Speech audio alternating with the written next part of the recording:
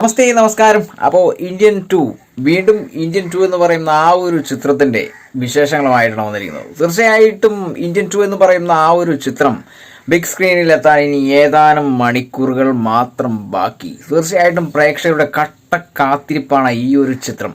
ഉലകനായകൻ കമലഹാസന്റെയും director ശങ്കറിന്റെയും അതോടൊപ്പം തന്നെ A R Rahman ഇല്ല എന്നുള്ള കാര്യം നിങ്ങൾക്കറിയാലോ. തീർച്ചയായിട്ടും അനിരുദ്ധിനെയാണ് ഇതിൽ ഉൾപ്പെടുത്തിയിരിക്കുന്നത്. അത് ആ ഒരു മ്യൂസിക് എന്താവും എന്നുള്ളൊരു ക്വസ്റ്റ്യനുമായിട്ടാണ് ഇപ്പോൾ പ്രേക്ഷകർ പ്രതികരിച്ച് തുടങ്ങിയിരിക്കുന്നത്. തീർച്ചയായിട്ടും ആ ഓരോ പ്രതികരണങ്ങൾ നമുക്ക് കണ്ടു നോക്കാം. പ്രേക്ഷകരുടെ പ്രതികരണം എന്ന് പറഞ്ഞപ്പോൾ നിങ്ങൾ തീർച്ചയായിട്ടും ശ്രദ്ധിക്കേണ്ടത്, അതായത് എ ആർ റഹ്മാൻ എന്ന് പറയുന്ന ആ ഒരു മ്യൂസീഷ്യനെ പ്രൊജക്റ്റ് ചെയ്തതാണ് പ്രധാന കാരണം. ശങ്കർ എന്ന് പറയുന്ന ആ ഒരു ഡയറക്ടറുടെ ഡയറക്ഷനും അതോടൊപ്പം തന്നെ ഉലകനായകൻ കമലഹാസന്റെ ആ ഒരു അഭിനയവും തിയേറ്റർ ഒരു പൂര പറമ്പാക്കുമെന്നുള്ളത് യാതൊരു വ്യത്യാസമില്ലാതെ 100 വോൾട്ടേജിൽ പറയാവുന്ന ഒരേ ഒരു കാര്യമാണ്.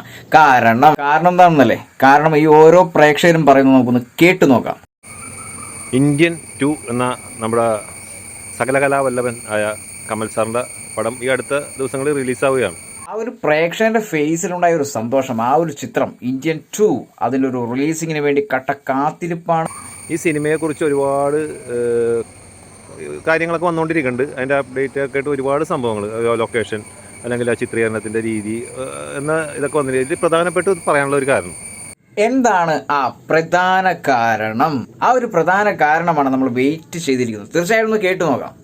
നമ്മുടെ ഇന്ത്യൻ എന്ന സിനിമയിൽ മ്യൂസിക് ഡയറക്ടറായത് നമ്മുടെ എ ആർ റഹ്മാൻ സാറായിരുന്നു. പക്ഷേ അദ്ദേഹം ഈ രണ്ടാം ഭാഗത്തിലില്ല എന്നുള്ളതാണ് ഏറ്റവും നമുക്ക് ദുഃഖകരമായ ഒരു കാര്യം. ഇന്ത്യൻ 2 എന്ന് പറയുന്ന ഈ ഒരു ചിത്രത്തിന്റെ റിലീസിങ്ങിനോടനുബന്ധിച്ച് ഒത്തിരി വീഡിയോസ് ഞാൻ അപ്ലോഡ് ചെയ്തിട്ടുണ്ടായിരുന്നു. തീർച്ചയായിട്ടും അതിൻ്റെയൊക്കെ അടിയിൽ വളരെ മോശമായ രീതിയിലുള്ള കമന്റ്സ് ആണ്. കാരണം എ ആർ റഹ്മാൻ പ്രായമായി, എ ആർ റഹ്മാന്റെ സമയം കഴിഞ്ഞു പോയി, ഇനി അനിരുദ്ധിന്റെ കാലഘട്ടമാണ് എന്ന് പറയുന്നവരോട് ഈ ഒരു പ്രേക്ഷകൻ പറഞ്ഞ വാക്കുകൾ ശ്രദ്ധിക്കേണ്ടതാണ്.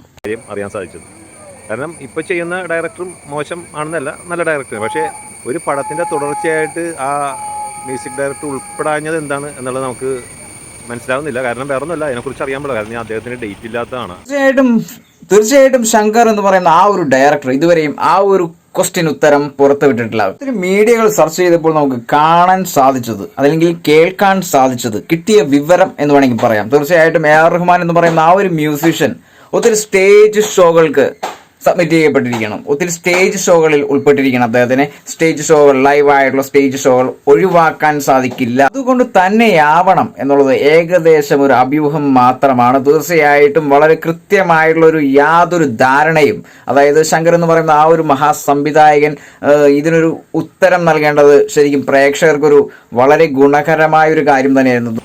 എന്താണെന്ന് അറിയാൻ പാടില്ല. എന്നിരുന്നാലും റഹ്മാൻ സാറിനെ ഇതിൽ ഉൾപ്പെടുത്തായിരുന്നു. ഒരു പ്രേക്ഷകന്റെ അഭിപ്രായത്തെ മാനിക്കുകയാണെങ്കിൽ തീർച്ചയായിട്ടും അദ്ദേഹം പറയുന്നത് ആദ്യ ഭാഗം, അതായത് ഇന്ത്യൻ എന്ന് പറയുന്ന ആ ഒരു സിനിമയുടെ ആദ്യ ഭാഗം എ ആർ റഹ്മാൻ എന്ന് പറയുന്ന ഒരു മ്യൂസിഷ്യൻ ആയിരുന്നു. തീർച്ചയായിട്ടും അതിന്റെ കണ്ടിന്യൂറ്റി നെക്സ്റ്റ് രണ്ടാമത്തെ ഭാഗത്തിലും എ ആർ റഹ്മാനെ ഉൾപ്പെടുത്തണമെന്നുള്ളതാണ് ആ ഒരു പ്രേക്ഷകൻ പറഞ്ഞിരിക്കുന്നത്. എന്തായാലും ഇന്ത്യൻ 2 നല്ലൊരു സിനിമയായിരിക്കും. എല്ലാവരും തിയേറ്ററിൽ തന്നെ പോയി കാണുക. എ ആർ റഹ്മാൻ സാർ ഇല്ലാത്ത ഒരു പോരായ്മ ഉണ്ടാവോ ഇല്ല എന്നുള്ളത് നമുക്ക് സിനിമ കണ്ടിട്ട് തീരുമാനിക്കാം. എ ആർ റഹ്മാൻ എന്ന് പറയുന്ന ആ ഒരു മ്യൂസിഷ്യനെ റിജക്ട് ചെയ്തിരിക്കുന്നത് ഒത്തിരി സങ്കടത്തോടു കൂടിയാണ് ആ ഒരു പ്രേക്ഷകൻ മനസ്സിൽ നിന്നും തുറന്ന് പറഞ്ഞത്. ഇത്രയും ദിവസം ഒറ്റയ്ക്കുള്ള വീഡിയോസ് ആയിരുന്നു. തീർച്ചയായിട്ടും പ്രേക്ഷകരുടെ അഭിപ്രായം അറിയുന്നതിന് വേണ്ടി തന്നെയാണ് പുറത്തേക്ക് പോയത്.